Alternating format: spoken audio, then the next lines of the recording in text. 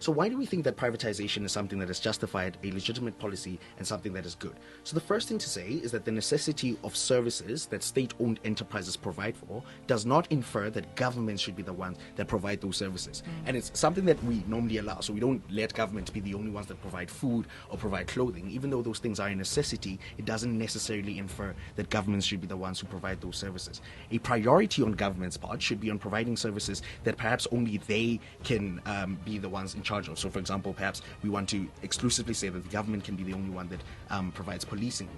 The second thing is an issue of inefficiency, and government has proven itself to be inefficient and incapable of running the state-owned enterprises. Atlahang? So when you want full-on privatization, does it essentially means that then you remove the mandate that the government has to serve those services? Or think about your question with regards to any other company, right? Government may understand their responsibility to ensure that services are provided, but it doesn't mean that they always necessarily have to be those people that are responsible for that. So, for example, government has a responsibility to ensure that people get employed, but they don't need to be the ones responsible for employing absolutely everyone. We do have an ability for government to oversee it, even in instances when they are private companies.